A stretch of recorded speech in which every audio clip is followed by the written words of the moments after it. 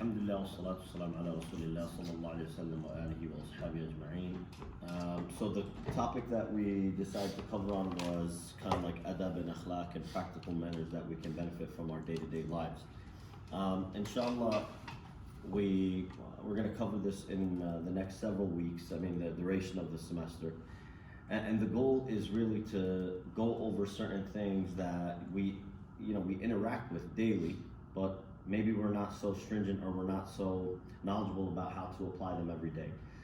The book that I'm taking a lot of this from is called Al-Adab al-Mufrad, and that's written by Al-Imam al-Bukhari, rahimahullah. I studied this with one of my teachers, Sheikh Abu Isa Ni'matullah, and how I studied it, I'm trying to relay that over to you guys with the things that are relevant, at least in the college years. So, in terms of practical everyday manners and ethics, we as Muslims, we believe that Allah gave us a guiding light, and that is our religion, the Quran and the Sunnah of the Prophet Muhammad sallallahu alaihi wasallam. When you start looking at the way society decides what's moral and what's immoral, unfortunately, we've now left it up to human beings to decide that. And because of that, you're seeing societal breakdowns all across the world and all across the globe. And what do I mean by this? If you guys, for a little bit of a social experiment, if you will, if maybe during one of the Islam Awareness Weeks, you guys decided to survey just random students, if you decided to survey random students and ask them, what does morality mean to you, right? Work with some of the folks who've done surveys in the past and ask them, what does morality mean to you? Does a girl in a short skirt? Does a guy dressed with pretty much very short shorts and no shirt on or things like that? How do you interact? Cursing frequently, right? How you carry yourself and you show yourself to the public as well, right? Because it's a complete character from the look, from how you carry yourself in your dealings with people, and your speech as well. It's an entire encompassing atmosphere, which Allah Azza wa Jal tells us very clearly in the Quran. وَأَحْسِنُوا إِنَّ اللَّهَ يُحِبُّ الْمُحْسِنِينَ. In part of Surah Al-Baqarah, verse 195, He tells us to try to become excellent at what we do, because Allah Azza wa Jal loves those people who follow ihsan, who try to go after ihsan. And this is how we should absolutely be, by the way. Should be our number one goal in life, is to be pleasing Allah Azza wa Jal. So adab comes from adab, which it means to invite towards something huge, typically like a banquet, like the ball, back in there when you see that on TV. So Allah is inviting us to something so great. That's where the asl of the word comes from. And so the deepest sense, I want you to imagine, and I always like to draw the stick figure, right? In a person, you got the circle for the head, you got the little sticks for the body, and then it's almost like how you carry yourself throughout, how you present yourself, right? What did you cover that stick figure with? How you speak with one another. Did that stick figure have a smiley face, a sad face, a frowning face, right? And then if you're also listening and you're fulfilling the rights of the people who have rights over you. And I just draw like the little aye captain on the stick figure, because you're sitting here, sami'na wa ata'na, that Allah instructed us to do something and we're doing it. So it's refining it, it's education and it's upbringing. It's a combination of the two, and at the right time and the right place. And adab in its essence either will uplift a person or will bring them very, very low. And it's interesting because, may Allah protect us, you hear people who curse frequently. This is a lack of adab, if you want to know the truth. It's an ill-educated person, because if they had adab, they would carry themselves out very differently. Right? That's why you see them, what a lowlife, how he talks and how he speaks about people and things like that. And the different terms that we're going to cover, you'll see from a more practical level. So instead of saying that it's just respectful, I want you to write this definition down, because this is going to be the definition we're going to follow all throughout. Adab, in its essence, for us as Muslims, is a complete code of conduct and moral behavior which determines our every action in this world. All right, I'll repeat it again. I'll repeat it again. A complete code of conduct with moral behavior which determines our every action in this world. Right? Somebody sits there and insults you, you got an option right there. You got an option to respond to them in kind, insult them back, or إِذَا خَطَبُكُمُ الْجَاهِلِيَّةِ قَالُوا سَلَامًا. That if the ignorant people say things towards you, mean things, disrespectful things, then you قَالُوا سَلَامًا. You just respond with something better. And just smile and just, I'm not going to get down to that level. It's not worth it. It's not worth getting all of these sayyi'at, all of these sins, so that I can argue with you, right? So it brings all of the correct aspects of the human being together. The Prophet ﷺ, he said very clearly, he said, إِنَّمَا بُعِثْتُ لِأَتِمَّ مَصَالِحَ الْأَخْلَاقِ. He said, I was sent to perfect good character. That's what the Prophet ﷺ, he's telling us very clearly. And our adab, it's interesting because even the scholars, some of them who would narrate and learn from the scholars before them, their teachers and their teachers, this is how we get Islam today, right? We have the Quran, and alhamdulillah, we have the ahadith who explain to us certain certain verses in the Quran we may not necessarily fully comprehend. But that explanation came from scholars, to the from the atba' tabi'in, from the tabi'in, from the Sahaba, from the Prophet ﷺ himself. It's not just made up out of thin air. There's a lot of heavy-duty research that goes into this. Ibn al-Mubarak radiallahu anhu said, a very famous scholar in the history of Islam, he said, if someone was to describe to me a man, and he had so much knowledge and so much ilm, I wouldn't be upset not being able to study with him as much as if someone told me that there was a man who perfected adab and akhlaq. That's something very interesting. That you have somebody who's just full of knowledge, and then you have somebody who's full of adab and ihtiram and akhlaq. Wallahi, it's night and day between these two. Because on the one hand, you have the person who's applying the knowledge, that is to have the good adab and akhlaq. It's application. And you have, on the other hand, you have comprehension of data. And what do I mean by that? Here's some terms I want you to never forget. What is ilm? Who can tell me what ilm is? Anyone? Yes. Like translated to like knowledge, I guess? Good, almost there. That would be more like fiqh, knowledge. Ilm is just data. Okay. It's just like raw data. So if I brought letters and words and sentences together, it's data. It's ilm, it's knowledge, right? But if I said fiqh, that is the comprehension of that data. That is the knowledge. That's the comprehension of the data. But there's a step above that, which is hikmah, which is wisdom. And it's understanding when to apply and when not to apply. You understand? And one of my teachers, Sheikh Abdul Bari Yahya, may Allah Azza wa Jalla allow us to continue learning from him, he said something very interesting. He said, ilm is like having, ilm and fiqh is like having a Ferrari, But without hikmah, it's having a Ferrari with no brakes. It'll actually kill you. And you've seen this a lot of times. And you know, who can give me in our history, in our tradition, from the Quran or from the Sunnah, an evidence to support that statement? Because that statement actually comes from the evidence.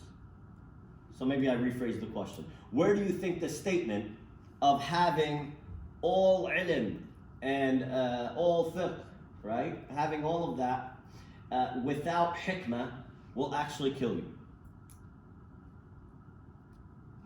Yeah. Hikmah is wisdom. It's knowing when to apply it, right? The time and place to apply something.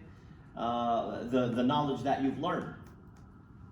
Like the way that the Quran was revealed to the Prophet ﷺ, there was like hikmah behind it from Allah subhanahu wa ta'ala's side, and like there was a gradual introduction to how to act and like the rules and stuff. And if Allah subhanahu wa ta'ala didn't plan it in a certain way, then people would have rejected Islam completely, or like if everything was revealed out. You're actually right on the money, and that's why one of the reasons, and that's part 1. That's why Allah Azza wa Jal, you'll see in a lot of the ayat in the Quran, Allah will end with Azizul Hakim. That Allah says He is Al-Aziz, the most honorable, knowledgeable, and Al-Hakim. That He also knows what you don't know. And that's why things are applied and things are happening around us. We just may not understand all of it. Right? And then you ask some of these people who went through such a bad fitna, such a bad trial, ask them years later when they can look back and see what they went through and how they've actually changed the world. And it's interesting because one of my teachers, he interacted with a sister who, may Allah protect us, this is one of the worst things that could happen to an individual. She was raped. And worse at that, gang raped over and overseas.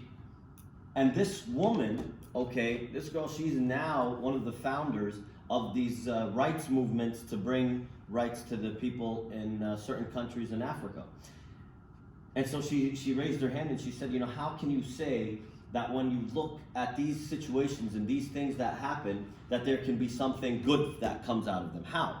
How's that possible? That for you to look at me in the face and to tell me what I went through, that there was some good that came out of it. So he said, what do you do? And she said, I actually, I'm the founder of this particular organization and I help with A, B, C, D. He said, I have a question for you. How many girls do you think you've educated, you've got them out of the slums of the environment that they were living in, and you've given them, you've helped, because everything is from Allah, but you helped giving them a better life out of that situation where they would have actually wound up being raped, wound up being sex slaves and trafficking and all the human trafficking and all of that. She said, to this estimate, we've been doing this for about 7 or 8 years, and we estimate that we've helped about 30,000 women. He said, would you have founded that organization if that never happened to you? And then she started crying. And she said, no, I wouldn't have. And now it's not that somebody has to take the fall for something to happen. We're just saying that there is hikmah behind everything that happens in this dunya. And you just have to understand that we as human beings may not understand or see that hikmah all the time. So that is hikmah, which is, but now I want a more specific example. We're having all of this ilm and not understanding how to apply it correctly will actually kill you. You remember the story, the narration of the man who killed 100 men? You never thought about that, did you, right? Because what happens is the man who killed, who hasn't heard of it? Just, okay. So there's a narration where the Prophet ﷺ, he told us that there was an individual who was just jabbar, just a very, very bad individual, lived a terrible life, and he killed 99 people, right? And he actually started to feel very remorseful and regretful for all of these actions that he's done, and he started to seek repentance. So he went to a Muslim, just an avid worshiper, right? Somebody who was practicing the religion, but he didn't have hikmah. So he goes up to him and he says, maybe this guy who I see praying all the time, seems religious. Remember what we think. We think religious is the outward appearance. That's what we know. And so he sees him and he says, listen, I've messed up in my life. And I've killed 99 people and I want to know, how do I seek repentance? He said, 99? There's no repentance for you. He said, 99 people you killed? What repentance do you want? What these people are going to do to you on the Day of Judgment? So he said, you know what, there's no repentance. He winds up killing him too. He just made it even. Nice 100. Right? So then as he's traveling and he's moving around more, he comes to a alim, to a scholar. Somebody who has hikmah, somebody who has wisdom. And he tells him this is what happened. And he tells him what you need to do is ask for sincere tawbah from Allah. And you have to leave this place. Because clearly you have a lot of bad influences around you. It's almost like somebody who's grown up in the hood, where they've gotten sucked into drugs, selling drugs and gangs and violence and all of these kind of things. You got to change your environment. You know, this is wisdom for people who live that kind of lifestyle, and we tell this to people, especially when we sit there and we try to meet some of the individuals who come from distressed areas. I was born and raised in Patterson. We see this kind of thing. If you do not change that environment, right, then you're kind of just, you're going with the flow, unfortunately. Especially if you wound up getting sucked into it. So he said, What you need to do is ask sincere tawbah from Allah. Allah al-Ghafur rahim. Allah is the all-forgiving, the all-merciful. You have to have sincere, be very, very sincere in this. And he said you have to just move away from this land. So as he's moving away and he's starting his travels to exit, Allah Azza wa Jal, it was ordained that he would die. So he passes away. Now the angels, they didn't know, when a person dies, there's a different group of angels that come take the soul. And if it was a righteous individual, there's certain individuals who take that soul amongst the angels. And if it was a wretched individual, certain other angels are asked to come and carry this soul, right? And they yank it out, and it's very torturous. May Allah Azza wa Jal protect us. So they came and they were debating which angel should take the soul. So then it was instructed towards these angels that they should measure the distance between the land that he was leaving and the land that he was heading towards. The land that he was heading towards. And believe it or not, he was actually short from the land he was heading towards. So Allah Azza wa Jal caused the earth to quake, and he shifted his body towards the land that he was traveling towards. And Allah Azza wa Jal accepted his tawbah and forgave him for that. That doesn't mean that he's not going to be held accountable, people. He's still got to answer for this on the Day of Judgment. But Allah Azza wa Jal accepted his repentance in the sense that he can eventually enter paradise. Wallahu a'lam. You understand? That's something that we learn from. So here's two people who answered the person, and one of them, you think about it, he killed 99 people. The Prophet ﷺ said if you kill one innocent soul, he didn't even say Muslim or non-Muslim. Allah said that in the Quran, right? فَكَأَنَّمَا قَتَلُ النَّاسَ جَمِيعًا. That it's as if you killed all of mankind. Here's the guy who killed 99. Right? This is why the guy answered towards him that way. And that wound up killing him because he didn't have any hikmah with what he was saying. Ibrahim al-Nakha'i, he said, if we were to take ilm from a man, we first looked at his akhlaq and his adab, his manners. That's the first thing we would look at. And then his prayer, and then his general conduct before we took ilm from him. And some other scholars said we would look at his birr al-walidain, at his interaction and his responsibility towards his parents. They said that this is one of the first things we would look for. So the person who wrote this book, Al-Adab al-Mufrad, which is Imam al-Bukhari, this is what we're going to kind of go and take a lot of the lessons that we have. A very, very big book. In that book, there's some narrations that are weak, there's some narrations that are authentic, and in the middle. And this is very different than his Sahih, because a lot of times we reference Imam al-Bukhari, we think he only wrote one book, or compiled. He actually didn't write Sahih, right? He compiled it. Nonetheless, he also compiled these narrations and put them together. And this gives a little lesson for us, right? When we're talking about adab and akhlaq, us as Muslims, we are allowed, believe it or not, to take them from other sources other than the Quran and Sunnah.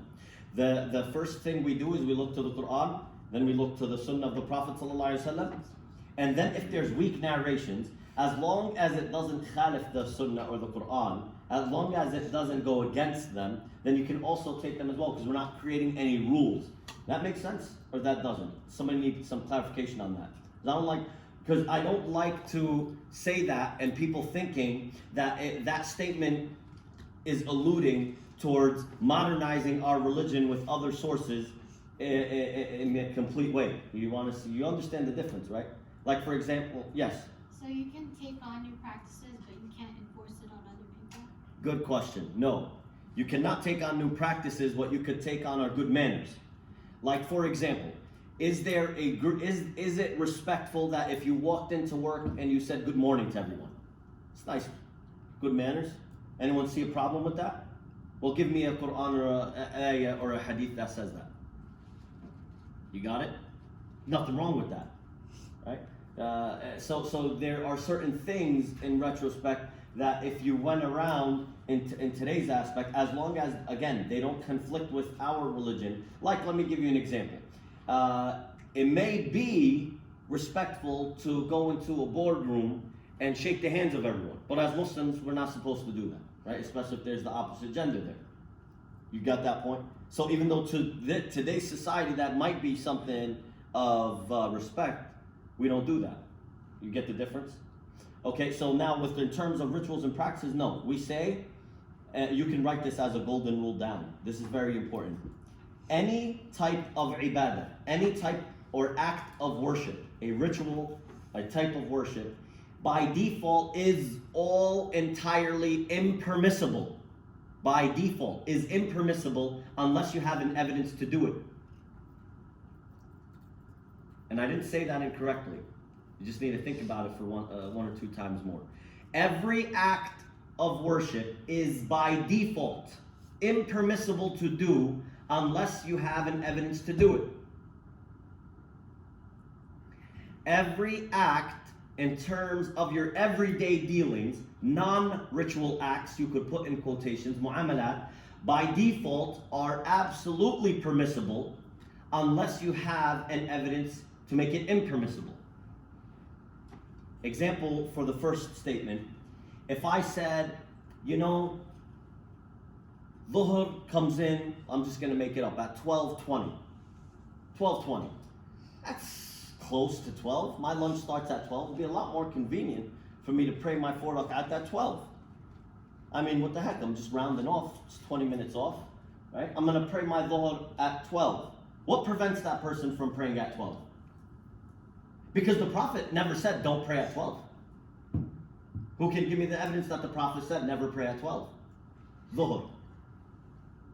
But you see, the difference is that you can, every default act that you do is impermissible unless you have an evidence for it. And the Prophet said, Dhuhr starts from, as soon as the Dhull al-Zawal, which is the meridian starts to set, you see a thin shadow, and it reaches its zenith, and it starts to go down until the shadow of a person's one or twice, according to other minority opinion, for Salat al-Asr. But nonetheless, what we're saying here is that by default, you cannot say, you know what, honestly, some of these months were named by Sahaba. Ramadan, you know what, it's really tough in the summer. It's tough. So I'm just gonna pray, make my Ramadan in December. Just for 2-3 years. Until it kicks back into the easier times, right? These are all things that people can come up with, right? And I don't mean to stir controversy, but there are some ladies that are leading khutbah al-Jum'ah, right? You've seen that. So someone tell me where the Prophet ﷺ explicitly said women are not allowed to lead khutbah al-Jum'ah. You can't. You see, everybody would do whatever they want in the religion. But rather for ibadat, you have to have an evidence to do it, and that's what keeps our religion pure. And for mu'amalat, you can do whatever you want, and until you have a very clear evidence that doesn't allow it. And that's why, interestingly enough, some people sit there and they're saying, you know, like I'll give you an example, by default. If, let me give you this, let me try to see, because I don't want to do something controversial. Okay. Okay, frogs. Are we allowed to eat frogs? Depends on what. Well, if we're not going madhab based and we just said from strict evidences. By default, if we didn't have anything to say we cannot eat frogs. Can we eat frogs? Yeah. Shrimp, pig. No, you're saying no to pig, but if we didn't have an evidence to not eat pig, we'd eat pig. Well, Allah said in the Quran we can't. Right? The reason we don't eat frog is the Prophet ﷺ told us not to kill the frog. Because that its croaking is ibadah, is its tasbih. If without that narration, we would eat frog. Right? We would eat frogs. Give me another thing. The Prophet ﷺ said in the Quran that everything in the bahr is halal. Everything from the sea is halal. Right? I'm not getting into the controversy, right? About whether shellfish and not shellfish, but nonetheless, by default, the stronger evidences say everything from the ocean and from the sea is halal. So that means I don't care what comes out of there. You eat shark, you want to eat, and then I'm not talking about the ones who live on both land and sea. Again, we're not going over that. We're just talking about strict evidence. And you want to eat shrimp, you eat shrimp. It's from the sea. You want to eat lobster, you eat lobster. You get what I'm just trying to say here? This is the day-to-day dealings. Right? You want to drive a car versus a camel. Which one is sunnah? See, somebody said the camel, right? Because this is a misunderstanding of the word sunnah.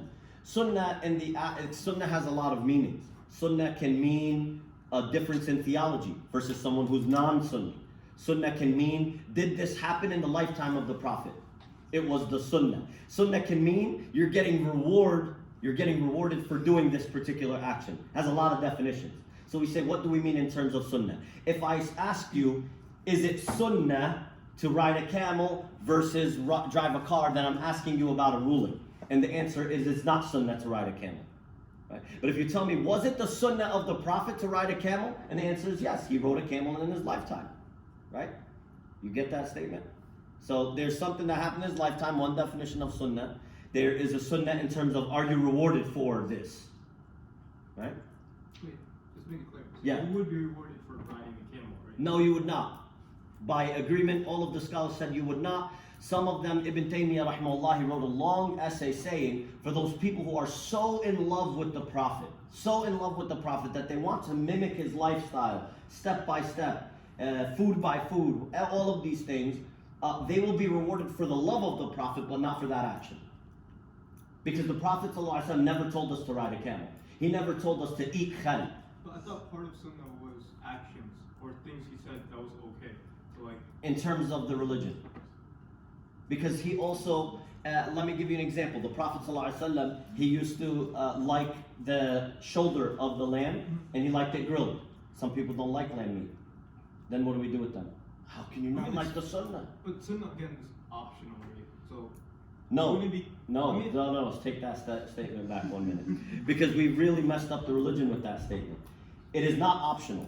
It is in terms of whether you're getting a sin for not doing it. But it's something to aspire towards. Every Muslim, whether they're doing it or they're not doing it, they should aspire and be inspired to do something the Prophet said was a sunnah in terms of an ibadah. So if somebody simply doesn't like lamb meat, they should not aspire to eat lamb meat. But if someone, for example, doesn't have a beard, and they don't, but they should aspire to eventually have a beard, even if they're not doing it now. You get the difference? They should always, and I'm saying this very clearly, you should always want to perform a sunnah. But if it's something that is a mu'amala, it's something that's just a day-to-day dealing the Prophet did, right? He wore sandals in a certain way that just, it had a laced strap going all the way around. Why we're not doing that? We're not following the sunnah? Or is that optional? No, that's because that was the culture of his time. So I'm getting a little confused by that because I guess when I was young, you would always be told to like you should wear white because it's sunnah to wear. No, see, certain statements we have. Like The Prophet ﷺ did instruct us to wear white. He said it is recommended to wear white, Muslims. So certain things, yes. And let me go over one of the easiest things. Why aren't all of the guys wearing thwab? Why only the sisters wear, it's recommended, it's mentioned, I'm not going to use the word recommend, Allah mentions it clear in the Quran, to wear an abaya or a jilbab. But why the guys, where's our jalabiya and where's our thobe? Why nobody here's got one on? Cultural differences where we live. No, that's not right. Because one is a clear statement from Allah and His Messenger telling the sisters this is how you dress. The way the Prophet ﷺ dressed is the same way Abu Lahab dressed. They didn't instruct us at all to dress that way. He gave us certain requirements about being tight, right? About covering the awrah, things like that, for men in a general sense. But there's no narration where he tells us to wear a thobe. There's no narration where he tells us to wear an izar. No narration where he tells us to wear the imamah. You know? Like, This was his culture. Given the choice between, for example, in his time, jeans versus wearing a thobe, right? And if he chose a thobe, wouldn't that be something he chose to do, right? Yeah, except there were no jeans at his time. There was something called an izar, and he wore an izar, which were pants, and he wore them. You get it? And just show you the differences, when he got the Yemeni cloak as a gift, he wore it. And that is the equivalent of like a $10,000 Italian suit. I mean, the companions were really staring at that for a while when he got that and he came out and wore it. My point is that if we differentiate in terms of sunnah, the definition between are we rewarded for this or was this the culture of the Prophet? And this is why when we study our religion, that's one of the things that we take from studying it with scholars who studied it with scholars before them, and before them and maybe you came a little late, but that studied it from atba'i tabi'in, from the tabi'in, from the sahaba, from the Prophet himself, right? And this is how we understood whether this was something that we're getting rewarded for, or this was just the culture of the Prophet, right? The eating and the food that the food and drink of the Prophet that he used to eat and drink, it was cultural for the most part, unless he told us certain things, right? Like he told us there is barakah in having dates in the home, right? You should actually, he said, even if you're not eating them for this, well, don't let them go to waste, obviously, but a person, he said there's barakah in dates, right? He said in honey, right? In khal, in vinegar. There's certain things that he did tell us, but some people don't like honey. What do we do with that? No, nothing. You see what I'm trying to say? But is it proven almost in every single medicinal prescription that there's honey in the majority of them? Yeah. And what's very interesting is some people think that the honey of Medina has got some sort of awesome barakah in it. And rather, the Prophet ﷺ, he told us that it's your local honey that there's barakah in it. And interestingly enough, the biologists did a study on bees, and they found that the airborne sicknesses that are spread in a locality, the cure for them is actually in the local honey. Because the bees go and pollinate, I forget how many miles, right? And they pollinate the honey with the antibiotic right in the honey. So it's better for you if you live in Jersey to find local Jersey honey. That's actually better for you than getting this, the halal stamped one. So anyhow, because that's halal too. This concept is weird that everybody's doing that. Anyhow, you guys didn't choose that topic. So anyhow, what are we talking about now? We're talking about Imam al-Bukhari, right? That he compiled the Sunnah of the Prophet ﷺ in the entire aspect, his silent, tacit approvals, his statements, and his actions. So for the most, on the one side we have a Sahih, right? A Jami' al-Sahih, which is his compilation, which everybody knows. And when we say this hadith was reported in al-Bukhari, whenever you're saying that, we're referring to the authentic text that has authentic narrations from cover to cover. When I'm referring to, and al-Bukhari recorded this narration in al-Adab al-Mufrad, I'm referring to al-Adab al-Mufrad, so I have to say the book that I'm referencing, because I would confuse you guys if I said, and al-Bukhari reported it. That's just a little tidbit for you folks when you're telling your family members and your friends and future spouses and children, bi'idhnillah, when you have that discussion, right? So you don't confuse people. Okay? So just a little bit about al-Bukhari. How much time do we have? Wow, man, time flies. Alhamdulillah.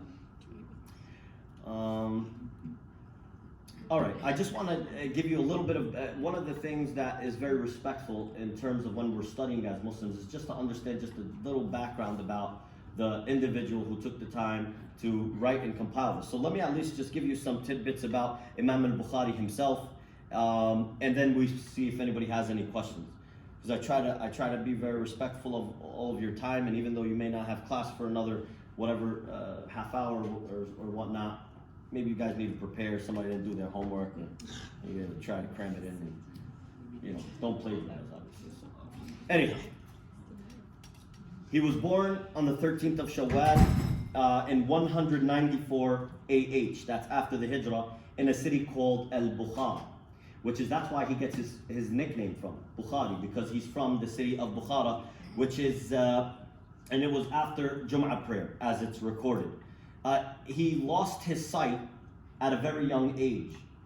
He lost his sight. He went blind at a very young age, and it's reported that his mother would cry so much because she had such high aspirations for him.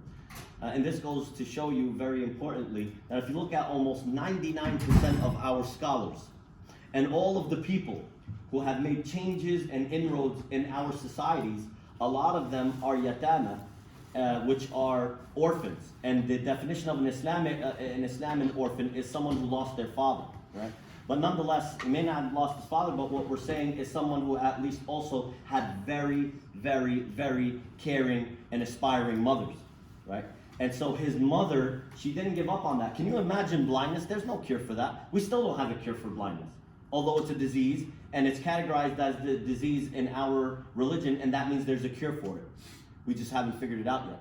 So instead of all of you brushing up your resume to apply for Amazon, do some research and figure out the cure for blindness. Do very well. Do way better than Jeff Bezos, I'll tell you right now. Right? Anyhow, that's just a little tip, because that's just, we need to know where to make the money. There's a lot of money there. anyhow, he was at a young age, and she would constantly make dua, until one time she saw the Prophet Ibrahim in a dream, and he told her that Allah Azza wa Jal will restore her son's sight. When she awoke, she saw that he can see. And so you might say like, come on. Well, you know what? Let me tell you, there are miracles that happen, right? And people can't explain them. Many, many miracles. And I don't want to get into stories because people tend to send me a lot of these stories, alhamdulillah. And if I was to start referencing them, we'd need another hour. But there are so many different miracles that have happened to people, they just can't explain it. Right? And then somebody might say, oh, well, you know what? The medical technology wasn't as advanced back then. He probably wasn't blind. Maybe he had some sort of cataracts that cleared up, or I don't know what was going on. You could say whatever you want. All right, you want to come up with some logical statement, go ahead. But even it's funny, we were in the hospital just recently. May Allah give everyone good health and iman. But there was a heart surgeon, right? And it's interesting because my mother asks awkward questions. It's okay. Alhamdulillah, I love it because, she's doing it in a very innocent way so that, she just wants to see if everyone knows about Islam, mashallah. And that's a good thing. We should aspire to be like that. So she asked this doctor, she goes, are you Muslim? Well, clearly she's not Muslim, right? I mean, at least from what we could see. She goes, no, I'm not Muslim. She goes, but she said, you're Muslim, you believe in God, and you believe in divine power. And my mom says, yes, of course. And she goes, it's interesting, I found all of the people who've studied in such a high level that you've studied, a lot of them feel somewhat differently. They have like mixed feelings about a divine power, like God, concept of God. She said, I have to say something. After being in this field for so long, the way that the heart operates, I can only recognize that there is a higher power, and I'll just leave it at that. She said, but I'm not religious. This is what she says, right? It's like cooties. Like, don't touch that. For some reason, it's popular. You don't want to be religious, categorized as religious today. Obviously, it's popular. Shaitan's doing his work, right? He's got his army, and they're getting points with them. They get to sit next to him. They're getting promoted. You guys are trying to get promoted at work. They're getting promoted. So they're doing their job. So it says, but I'm not religious. But I do know that studying this heart, there's something that just didn't happen from the bang and then the reaction and all that thing. I know that for a fact. And that's something very interesting because when a person studies anything, and this is why you guys heard this from me multiple times. In our religion, there really is no differentiation between what you're studying in college and what we're studying here. All of the ilm comes back to Allah. And if you're really sincere in what you're studying, then you'll figure out a way that it will increase your iman. And I mean that. You will. And many of you have probably seen that. Okay? So anyhow, by the age of 11, a local sheikh, and this is where now there's a little bit of fame that sheds towards him. He was 11 years old, and there was a very famous local sheikh in Al-Bukhara, and he was reciting a hadith. He was reciting a narration. And the way they used to recite narrations, just so you're aware, not like us today. Like I recited to you a narration when I said, let me just see where it was compiled. إِنَّمَا بُعِثْتُ لِأَتِمَّ مَصَالِحَ الْأَخْلَاقِ, which was compiled by who? Wow, I didn't even put where usually I keep everything in there. Well, Abu Hurairah radiallahu anhu, he reported amongst the Sahaba, and there is a long chain, right, from the Prophet ﷺ, Abu Hurairah, and everyone who heard it after. So this is called the isnad. This is the narration, right, the sanad, and it will have all of them in there. And as he's saying this, as he's reporting this, by the way, it's only about 200 years after the Prophet ﷺ, right? Less than 200 years. So it wasn't that many names he's saying to begin with, right? Maybe I don't know, 10, 11 names. So he raises his hand and he says, oh Sheikh, oh teacher, you've made an error. I think you should go back and check your notes. He said, what do you mean? He said, I know, and let me see if I wish I had, who brought these? Thank you. Jazakallah khair. Yeah, they got the markers. If you didn't see my awesome stick figure, so hopefully you imagined it. But anyway. So, if we had the Prophet sallallahu alaihi wasallam, right? And then we had the companion who narrated it, and then we have the tabi'een, and then we have atba' tabi'een, or whoever, right? And then the person, and I have, for example, when you study hadith, if you want the ijazah, for example, like when I studied Riyadh al-Salihin, my teacher, when he recited all of these narrations to us, he would say, we read the book cover to cover, and then I have a document that says that I heard from my teacher, from this teacher, that goes all the way up to the Prophet sallallahu alaihi wasallam. This is a long paper, obviously, right? So when he's saying this narration, Imam al-Bukhari raises his hand, and somewhere around here, he says, there's an error. He says, what do you mean there's an error? He says, I know that the person you referenced here, he doesn't belong to this generation. There's something wrong in this Senate. This is a big deal. Because he's in his hometown, and this is a big lecture where everybody's learning, and so he corrects this sheikh in front of everyone, and he's only 11 years old. 11-year-old to do that, right? So he goes back and he says, my son, you're right. There was an error here. It wasn't this person, and he changed it, and he corrected it. He said, may Allah reward you, I'll correct it for the future. And so, at the age of 16, he goes and he makes Hajj. He fell in love with the area so much, with all of the ulama, that was the hub where people would go and learn. He requested from his mother permission that he stays back, continues learning, and that his family returns to Bukhara without him. 16 years old, right? And here's something important. You can't do that today, obviously, right? They'll kick you out, and they don't want you there. You come pray, then you leave. That's how it works. There's no, they're a weird concept now. They got a Bedouin concept going on, nothing to do with our religion, right? They follow a national type of attitude where if you're ajnabi and you're a foreigner, you're a second-class citizen. Right? You can't own, there's a whole weird thing going on.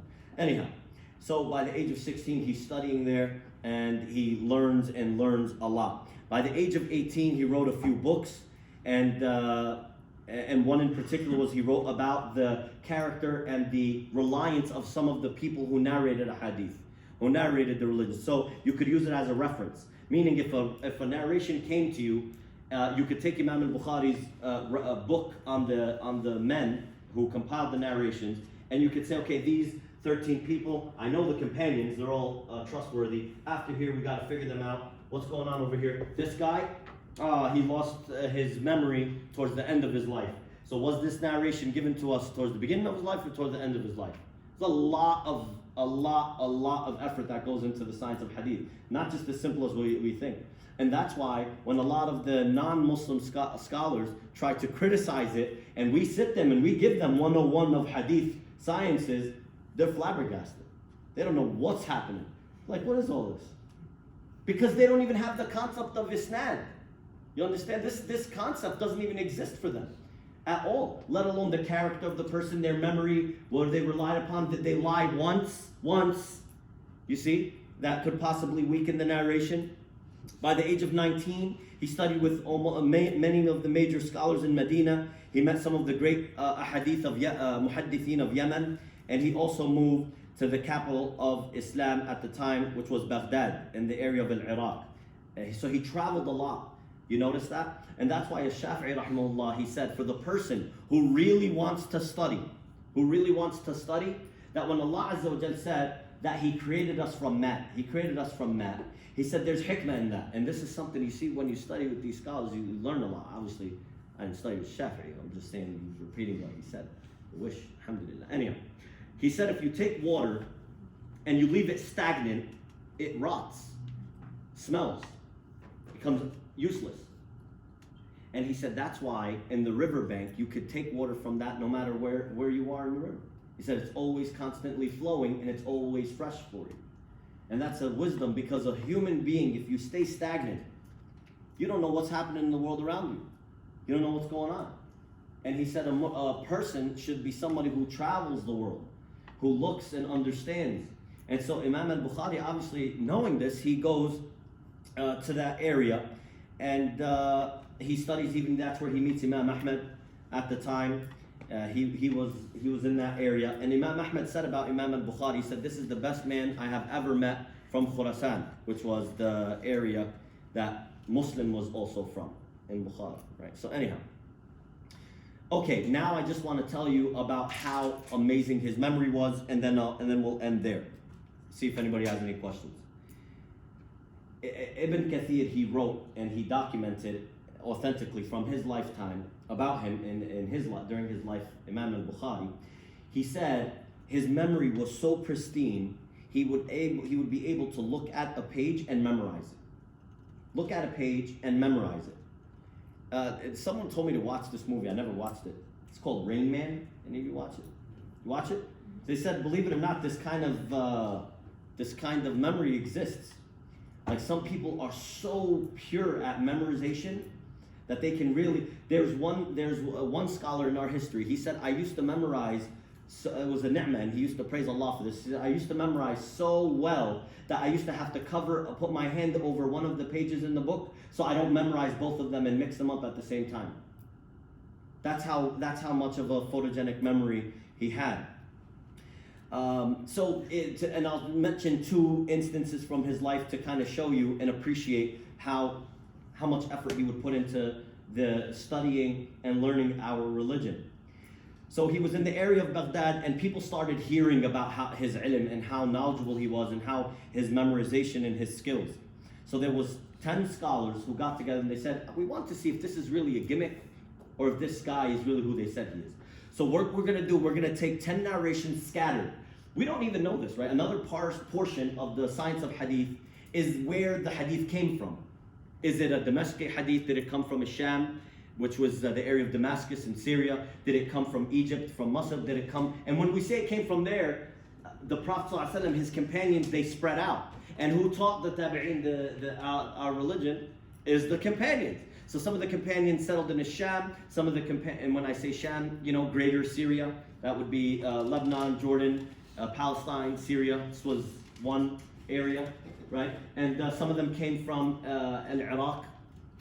They didn't like those too much, by the way, because they would make jokes to say one hadith enters Iraq, 10 versions come out. It was messed up. And that's why, just on a side note, a little tidbit of information, Abu Hanifa, when he was in that area, they said that Abu Hanifa was probably the pinnacle of fiqh, meaning the creme de la creme. And you might say, why? Because the opinions that he reached them with so few ahadith. Abu Hanifa would reject many of the hadith that would come to him, being afraid that they were probably false, they were made up, and not being afraid. He would do the research. There's a problem with this. Who's this guy? There's a problem. No, he would. So imagine he would be very, very, very picky about which hadith he would take, right? And so for him to reach so many correct conclusions just from that small pool, then some of the scholars said, then imagine he had the pool of Malik at his hands, right? The amount of narrations that came to Imam Malik, because they were at the same, they lived around the same time, they overlapped each other. Okay, so on that side note, so the narrations have also demographics in the areas that they came from. So he said, we'll take a rented story that happened. They said, we're going to ask him if he heard of these narrations in his travels, right? Is this really just some popularity guy that he's saying what he's saying? So what he did, they all met with him and they said, we're going to do it in front of a public area. So either we humiliate this guy, and may Allah protect us. This is a jealousy that comes amongst scholarship, right? You see it in the academic level. If you ever attend some of the professor meetings, well, I'm PhD number 6 now, and blah, blah, blah. Why do you need to say that? You say what you have to say, tell us what you need to say, and we move on. But this is a fitna that comes with having a lot of ilm like that. Doesn't happen with everyone, but this is something you have to battle. That doesn't mean don't study. That just means be careful when you get up there, right? So anyhow, they said we're going to keep the narration the same, right? But we're going to change the order of who said what, the people who narrated the hadith. So the first guy comes up to me and said, Imam al-Bukhari, you traveled a lot, and mashallah, we just wanted to know in your travels if you've come across these narrations before, if you've come across them. So he says, say them. So they mentioned the first of the 10. He said, I mentioned the first one. He said, no, I never heard of it. Second one he said, no, didn't hear of that one either. The third one, and now you're thinking like, okay, what's happening here? The fourth one, the fifth one, until the 10th guy, the 10th scholar came, said the same thing to him and finished his 10. And the people started kind of like, the background talk. They're all saying like, oh my God, this guy, we know that one. They were saying some of them very famous, some of them not so famous, to mix them up. And I'm like, we even know that one. How does this Imam al-Bukhari, so famous, not know it? So then he asked the 10th guy. He said, are you done? He said, yes. He said, we are shocked that you haven't come across these narrations. He said, no. He said, as for the first one, you have an error in your sanad here, here, here, and here. He said, the second narration you said, he went back to the first guy. He memorized the incorrect narrations. He memorized the sanad they said to him incorrectly and corrected them in the order they gave it to him. In that gathering right there. It was like, that's the mic drop. That happened. That actually happened, people. Do you understand how almost impossible that is? The thing is, you don't understand. If I had next week, somebody remind me, I'll try to bring one of my ijazat. I'll give you the paper, I'll throw it up here, and you'll see, right? Start from Bukhari, it's in there, and you'll see there's like 40 people, let's say, 20 people. For him to memorize them incorrectly as they said it, order by order, then he went back, he said that in your first narration, the third person you mentioned, this person, he's not in that generation, fix it, it's with this. That's the correct narration. Your second one, you made a mistake here. Innocent Bukhari thinking they did this because they really wanted to see his travels. He fixed that for all of their narrations and they knew where they made the mistakes to begin with. That's how much his memory, mashallah, was. And then one of the things he said, after I learned about the sin of backbiting, I never backbit anyone in my life again. After I learned of the sin and the shame of backbiting, I never ever backbit anyone in my life again. And to the extent that if you study with different narrators, people who compiled a hadith, they would say this man is a liar, he's not to be taken from. Kadab. Or sometimes that means he makes a lot of mistakes, right? Imam al-Bukhari wouldn't even use that language. He would say this person is to be avoided. After he learned that, you see how much adab this guy has? And he didn't care and he had such a reputation that even one time, remember we said this, it wasn't with you guys, different. But anyhow, the fitna of money is with all of our Ummah Muhammad. That's something that's never going to stop. And I'll end with this and see if anybody has any questions. I'm sorry, please forgive me because I try to stop at 5 o'clock, but next week we will. I usually try to stop 4:45 in all honesty to give time for Q&A. But you know what we could do? We could start with that next week, inshallah. That's not a problem. But anyhow, just remind me about the fitna of money, and it'll come to me. I have it in my notes. I'll probably stop there. But up till this point, I want you to understand something. That Imam al-Bukhari, this person who compiled this book, like the Prophet sallallahu alaihi wasallam, when Aisha radiallahu anha, she was asked after the Prophet's death, what was the khuluq of the Prophet? What was the adab of the Prophet? And she said, khuluquhu kana al-Qur'an. Khuluquhu al-Qur'an. Right? His manners and his adab was pretty much what you read in the Qur'an. He was a walking Qur'an. That's how pristine the Prophet Muhammad sallallahu alaihi wasallam was. You see? And this is something that we should aspire to be. Because it's not just learning and sitting here listening to this. It's that now, just in this first intro, you should automatically be thinking, if I say the S word, and I was like, oh, what are you in third grade?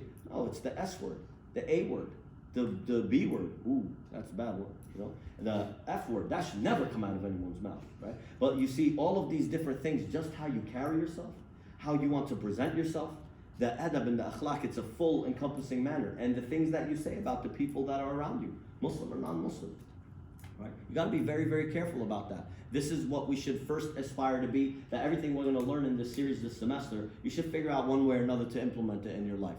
It's not that easy, I know that, believe me. But this is the part of learning, that you're training yourself to get into this habit.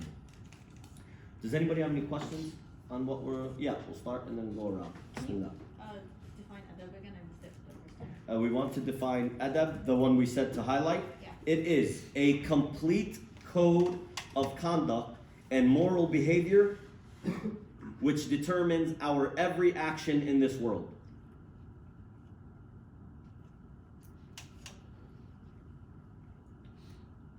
Some of the Sahaba at the time, they were made fun of by the non-Muslims at their time. They said, look, your Prophet even teaches you how to use the bathroom. What are you guys, idiots? He said that to them. Oh, you stupid, you're not going to use the bathroom. But the Prophet ﷺ, he said there's a way. There's an etiquette. He said to cover yourself so that you don't expose your awrah. He said to keep very clean so that you don't have splashing everywhere. You you see? And so there is an etiquette. And if you think there's not an etiquette, just go to a public bathroom. The Muslims, we don't understand what's going on here. And then you know what? It's a mess, it's a mess. You got to add to that mess. There's no fixing that. Nobody carries Lysol with them and, let me fix this up. But what I'm telling you is that you look at a non-Muslim society and look at a Muslim society. There was a sister, she said that once she had brothers who didn't follow the adab and the ihtiram of just using the restroom, and her and her mother, they would help clean the restrooms, and every time she said it was the most disgusting thing. And said all of a sudden we went to clean the restroom after it was like a camp, or I don't know what they went to. She said it wasn't dirty. And so she went up to them, she said, did you guys clean the bathroom before we got there? And she said, no. I said, something's different here. She said, yeah, we started sitting down to use the restroom. I said, why? She said, because we found that it's from the sunnah to sit. And if you're, you could stand, you're not sinning, because there was one narration where the Prophet stood, but that narration was when he was outside of his home, right? So nonetheless, but she said he said it was cleaner. We were taught that less filth is getting spread around, and so we decided to start doing that. Just that one thing. The bathroom's already clean. That's it. Throw the air freshener, 2 sprays, and move on. You see what I'm saying? But anyhow, that's just a side note. Yes, sister. So if you are in a situation where you want to get advice about something, and you have 2 options, either get advice from somebody that doesn't have as much adab but has knowledge, or get advice from someone that has more adab but does not have as much knowledge about the situation, which one would you choose? And you really threw me with a philosophical one there, huh? So let me. Which one would I choose? That's a good one. I don't know. I'm not the expert on everything, and not many things. So one thing I could tell you, if I know an answer, I'll tell you. But if I don't, it's a good question. A lot of people, they have a lot of adab, but then you ask them for advice, you don't know where that's going to take you. What I would say is I personally ask advice from everyone. Especially if somebody I trust. This is just me personally, but I'm sure that there is some wisdom behind answering your question. I just don't know. I don't know the answer. But for me, when I ask people for advice, I really, really have to trust that person. That I know that they're going to give me advice for the benefit of me, my family, and my deen. And then there's other things that other people I ask for advice, like from non-Muslims, like some of my coworkers, my manager, who I've learned to trust and befriend over the last couple of years. So in terms of career and where I should look to improve, I take his advice, obviously, right? I mean, I could go. Let me give you an example, right? Because this comes with hikmah about living life. I could go to one of my local teachers, and I could say, Sheikh, I have the option whether to become the director of sales or the director of marketing. What do you think? Well, how on earth would he know? But somebody who I work with and that I trust, I said, I think you would do better here versus here. Here's the pros of this one. Here's the cons of this one. So it's also about knowing who you're asking what, right? Because that's just a little thing for you there. Yes. Back to the sunnah thing. Yeah. How do you tell the difference between a sunnah that's just an action, like an everyday action, versus a sunnah that brings you good deeds? Amazing question. And that is what studying our religion will do. That's why we study our religion. Because unfortunately we had a lot of ignorant Muslims who, I'm not criticizing. Look, if you like horses, that's awesome. I mean, it is actually a very expensive ride. It is actually the best ride to own in the world, even for multi-billionaires. They actually compete and bid on horses, not Ferraris. The most expensive horse ever sold was 10 times the most expensive car ever sold, right? And so a lot of people don't know that. Why am I saying this on a little bit of a tangent? That you went and bought a horse because you're in love with horses and you like the purebred Arabian horse, that's one thing. You went and bought the horse and you clicked the hooves on it and you started going north from your house to the masjid and you park it, you whip it around and hook the horse. Well, what are you doing? Well, it's the sunnah. See what happened now? You took our religion, you made a mockery out of it. Because the Prophet ﷺ never told us to ride a horse to the masjid, right? He said you have a ride, you can ride the ride and whatnot. But certain things, and that's where you have to study the religion, right? And for example, if you ask, and when you study, and there's different subjects. There's the subject of finances. There's the subject of food and eating. There's the subject of dress, how we present ourselves. There's subjects all across the board. And when you study them, and this is why every Muslim should study our religion, importantly, right, cover to cover, you wind up learning what was just the cultural habit of the Prophet and what was something that he told us to do. So you said also earlier how Aisha radiallahu anha said that he was the living embodiment of the Quran, right? Yeah. So that means any action he does is also a living embodiment of the Quran, right? No. When she said the khuluq, because what they're asking her is nobody knows you better than your own spouse. What do I mean by that? You may show me, I may show you, I'm married, I may show you an image of me, you say, oh, this guy is nice, he's great, teaches us what. You go ask my wife, this guy's horrible, never comes home, sucks, he's this. Yeah, I'm alhamdulillah, no, but I'm saying, if you asked her while I'm alive, maybe this news will reach back to her and she might feel shy that oh yeah, I did say that about you. But if I'm dead, what does she have to hold back?